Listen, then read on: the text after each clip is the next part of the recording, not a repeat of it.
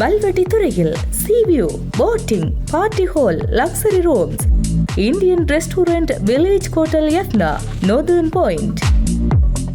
வணக்கம், இது ஐபிசி தமிழின் பிரதான செய்திகள். முதலில் தலைப்புச் செய்திகள். கைதை தடுக்க கோரி கோட்டபாய தாக்கல் செய்த ரிட் மனு நீதிமன்றின் உத்தரவு. சிறையில் அடைக்கப்பட்டுள்ள பூஜித் ஹேமஸ்ரீ தொடர்பில் வெளியான அறிவிப்பு. இலங்கையை தாக்கவுள்ள டைபூன் சூறாவளி நாளை முதல் ஏற்படவுள்ள மாற்றம். மலையகத்தில் தொடர் கனமழை, நுவரெலியாவில் 6 குடும்பங்கள் இடம்பெயர்வு. பாதுகாப்பு அமைச்சின் அவசர அறிவுறுத்தல்.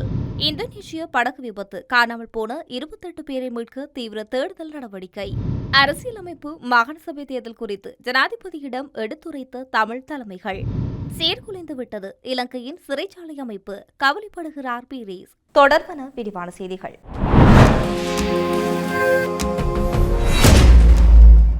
உயிர்த்த ஞாயிறு தாக்குதல் தொடர்பான விசாரணையின் அடிப்படையில் தன்னை கைது செய்வதை தடுக்குமாறு கோரி முன்னாள் ஜனாதிபதி கோட்டபாய ராஜபக்ச ரிட் மனு ஒன்றை தாக்கல் செய்திருந்தார். குறித்த மனு மீதான தனது பரிசீலனையை மேன்முறையீட்டு நீதிமன்றம் நிறைவு செய்துள்ளது. இந்த நிலையில் மனுவை மேற்கொண்டு விசாரிக்க அனுமதி வழங்கப்படுவது குறித்து தனது தீர்ப்பு செப்டம்பர் 22 அன்று வழங்கப்படும் என நீதிமன்றம் அறிவித்துள்ளது. மேலும் இவ்வழக்கு தொடர்பான எழுத்துப்பூர்வமான வாதங்கள் ஆகஸ்ட் 31ஆம் தேதிக்கு முன்னரோ அல்லது அன்றோ தாக்கல் செய்யப்பட வேண்டும் என்று இரு நீதிபதிகள் கொண்ட அமர்வு உத்தரவிட்டுள்ளது. கடந்த 2019ஆம் ஆண்டு நடத்தப்பட்ட உயிர்த்த ஞாயிறு குண்டு தாக்குதல் தொடர்பான விசாரணைகளில் தம்மை கைது செய்வதற்கு தடை விதிக்க கோரி கோட்டபாய ராஜபக்சவினால் இந்த மனு கடந்த ஜூன் மாதம் 19ஆம் தேதி மேன்முறையீட்டு நீதிமன்றத்தில் தாக்கல் செய்யப்பட்டிருந்தமை குறிப்பிடத்தக்கது. முன்னாள் காவல்துறை மா அதிபர் பூஜித் ஜெயசுந்தர மற்றும் பாதுகாப்பு அமைச்சின் முன்னாள் செயலாளர் ஹேமஸ்ரீ பெர்னாண்டோ ஆகியோருக்கு சிறைச்சாலையில் எந்த விசேட வசதிகளும் வழங்கப்பட மாட்டாது என சிறைச்சாலை ஊடக பேச்சாளரும் சிறைச்சாலை ஆணையாளருமான அனுருத்த கஜநாயக்க தெரிவித்துள்ளார். உயிர்த்த ஞாயிறு பயங்கரவாத தாக்குதல் தொடர்பான முன்னரே புலனாய்வு தகவல் கிடைத்திருந்தும் அதை தடுக்க நடவடிக்கை எடுக்காது கடமைகளை தவறியது மற்றும் கொலைக்கு உடந்தையாக இருந்தது ஆகிய குற்றச்சாட்டுகளுக்காக கொழும்பு நிரந்தர மூவர் கொண்ட மேல் நீதிமன்றத்தால் கடந்த வெள்ளிக்கிழமை மரண தண்டனை இருவருக்கும் மரண தண்டனை விதிக்கப்பட்டுள்ளது. தீர்ப்பு அறிவிக்கப்பட்ட பின்னர் வெலிக்கடை சிறைச்சாலைக்கு அழைத்து வரப்பட்ட இந்த முன்னாள் உயர் அதிகாரிகள் இருவரும் முதலில் மருத்துவ பரிசோதனைக்கு உட்படுத்தப்பட்டனர். தற்போது அவர்கள் மரண தண்டனை விதிக்கப்பட்ட கைதிகளுக்காக ஒதுக்கப்பட்ட விசேட சிறை கூடங்களில் வைக்கப்பட்டும் இருக்கின்றனர். தண்டனை அனுபவிக்கும் கைதிகளுக்கு வழங்கப்படும் ஜம்பர் சிறை உடை அவர்களுக்கு இருவருக்கும் அணிவிக்கப்பட்டுள்ளது. மரண தண்டனை விதிக்கப்பட்டுள்ளதால் அவர்கள் சிறைச்சாலை வேலை குழுக்களுக்கு அனுப்பப்பட மாட்டார்கள் என்பதையும் ஆணைக்குழு உறுதியளித்துள்ளது. சிறைச்சாலை வட்டாரங்களின்படி இவர்கள் இருவருக்கும் வெளியிலிருந்து உணவு பெற அனுமதியில்லை. தற்போது உள்ள சட்டத்திட்டங்களுக்கு அமைய வாரத்துக்கு ஒருமுறை குடும்ப உறுப்பினர்கள் இவர்களை சந்திக்க வாய்ப்பு வழங்கப்படும். அவ்வாறு சந்திக்கும் சந்தர்ப்பங்களில் வெளியிலிருந்து உணவுப் பொருட்களை வழங்க முடியாது. சோப் மற்றும் பற்பசை போன்ற சுகாதார பொருட்களை மட்டுமே குடும்ப உறுப்பினர்களால் வழங்க முடியும். மேலும் இந்த சந்திப்புகளுக்காக குடும்ப உறுப்பினர் ஒருவர் சிறைச்சாலை விதிகளின்படி முன்பதிவு செய்திருப்பது கட்டாயமாகும். கிறிஸ்துமஸ் மற்றும் புத்தாண்டு போன்ற விசேட தேசிய மற்றும் மத பண்டிகை காலங்களில் மாத்திரம் சிறைச்சாலை அதிகாரிகளின் அனுமதியுடன் பாதுகாப்பு மற்றும் சட்ட ரீதியான பரிசோதனைகளுக்கு உட்பட்டு வெளியிலிருந்து இனிப்பு பண்டங்கள் மற்றும் உணவுகளை கொண்டுவர வாய்ப்பு வழங்கப்படும் என தெரிவித்துள்ளார். நாடு முழுவதும் நிலவும் சீரற்ற வானிலை இன்று நண்பர்களின் பின்னர் குறையும் என வளிமண்டலவியல் திணைக்களம் தெரிவித்துள்ளது. அரசு தகவல் திணைக்களத்தில் நேற்று பிற்பகல் நடைபெற்ற சிறப்பு செய்தியாளர் சந்திப்பில் கலந்து கொண்டு தகவல் வெளியிடும்போது திணைக்களத்தின் பணிப்பாளர் நாயகம் அஜித் விஜயமான இதனை குறிப்பிட்டுள்ளார். அதற்கமைய நேற்று நண்பகலின் பின்னர் நிலவும் மழை நிலைமை குறையும் என அவர் சுட்டிக்காட்டியுள்ளார். மேலும் ஜப்பானுக்கு தெற்கே பசிபிக் பெருங்கடலில் உருவாகியுள்ள டைபூன் சூறாவளி தீவிரமடைந்து வருவதாக அவர் தெரிவித்துள்ளார்.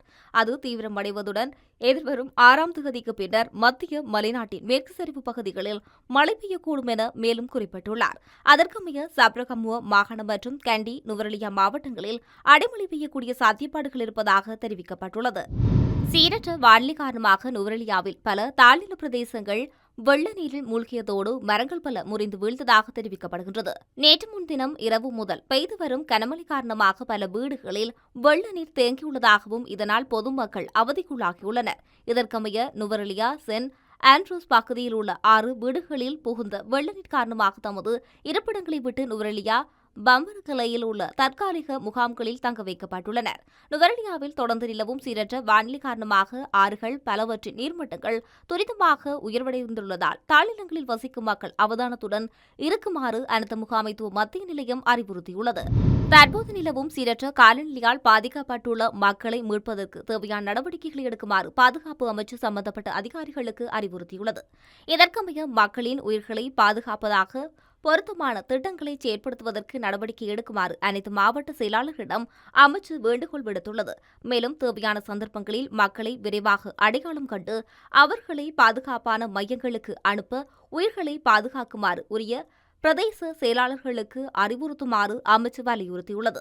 அத்துடன் இவ்வாறு பாதுகாப்பு மையங்கள் அல்லது உறவினர்களின் வீடுகளுக்கு அனுப்பி வைக்கப்படும் மக்களுக்கு தேவையான உணவு மற்றும் ஏனைய வசதிகளை வழங்குவதற்கு தேவையான நிதியை கோர முடியும் என தெரிவிக்கப்பட்டுள்ளது.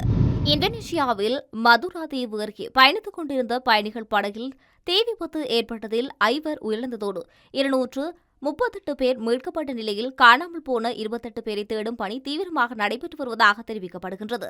சுராபாயா நகரத்திலிருந்து சுலாவேசியில் உள்ள மகசார் நகருக்கு 271 பயணிகளுடன் சென்று கொண்டிருந்த KM முதியாரா செந்தோசா என்ற படகில் ஞாயிற்றுக்கிழமை திடீரென தீப்பற்றியுள்ளது. இதில் இதுவரை 238 பேர் மீட்கப்பட்டுள்ளதோடு 5 உயிரிழந்தும் இருக்கின்றனர். அந்த நிலையில் 28 பேரை இன்னும் காணவில்லை என்று சொல்லப்படுகின்றது.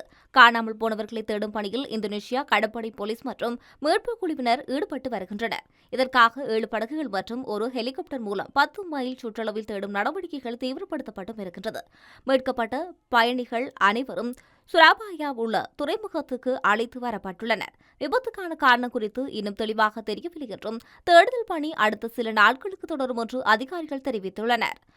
17,000 தீவுகளை கொண்ட இந்தோனேஷியாவில் படகு போக்குவரத்து முக்கிய பங்கு வகிக்கும் நிலையில் அங்கு இதுபோன்ற விபத்துகள் அடிக்கடி நிகழ்ந்து வருவதாக தெரிவிக்கப்படுகின்றது.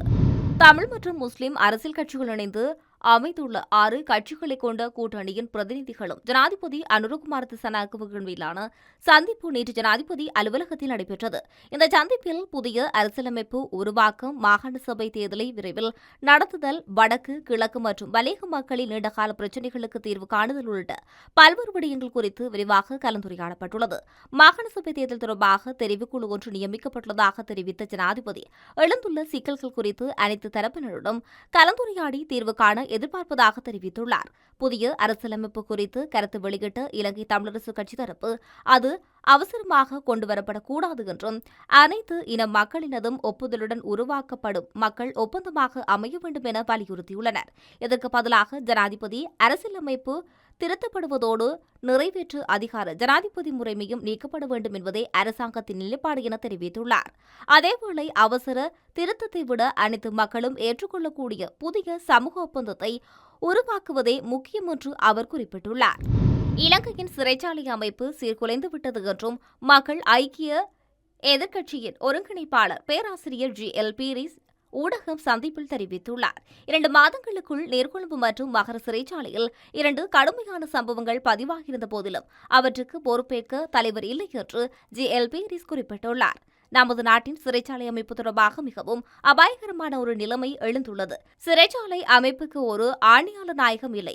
நமது நாட்டில் உள்ள அனைத்து சிறைச்சாலைகளையும் கட்டுப்படுத்தும் இறுதி அதிகாரம் ஆணையாளர் நாயகத்துக்கே உள்ளது.